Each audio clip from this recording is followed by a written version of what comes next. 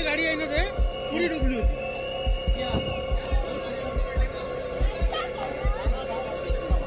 तलाव रात्री 4 वाजता फुटला। 4 वाजता फुटण्याची घटना का होणार, तिथं जो 2 तलावाचा संगम आहे मधामध्ये, तिथं भोंग्याला पूर्ण कचरा जाम झाला जंगलाचा पुरा येऊन, आणि डिपार्टमेंट वाले वरतून मध्ये प्रत्येक नाल्याले हे केले, टाके म्हणजे आडवे हे केले, पुरा पाणी जंगलाचा तलावात आला, ओव्हर प्रेशर तलाव झाला पुरा। तलावाच्या वरून पाणी फेकायला लागला आणि वरून इकडून पाणी फेकायला लागला। पाणी फेकल्याच्या तलावाले तो तलाव सांभाळला नाही, तलाव मधात 2 जागी फुटला। तलावावर प्रेशर पडते, प्रेशर पडल्याच्या नंतर तलाव फुटून जाते।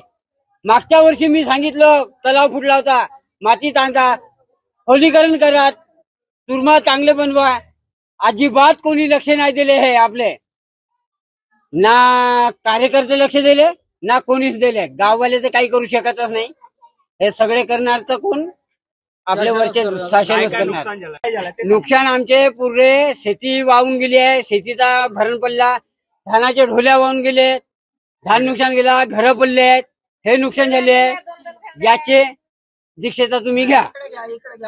ढोलीभर धानाचे नुकसान झाले, 2-4 कट्टे काकण तांदळाचे झाले, आणि उडीद मूग हरभरे तेवढे कटान गेलं, पूर्ण फ्रीज टीव्ही हे तिखट मीठ सगळं पोहायला लागलं, डबे डुबे तांदूळ गेले। पहाटेच्या सुमारास तलाव फुटल्यामुळे 100-1 घरांमध्ये पाणी गेलं होतं, आणि त्या अनुषंगाने काही शेळ्या मृत झालेल्या आहेत असं प्रथमदर्शनी आढळून आलेलं आहे।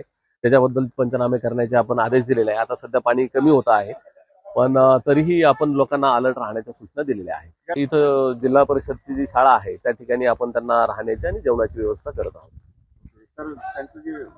कॉम्पेन्सेशनच्या दृष्टिकोनातून जे आपले नॉर्म्स आहेत, नैसर्गिक आपत्तीचे नॉर्म्स, त्याच्या अनुषंगाने आपण पंचनामे पण केलेले आहेत।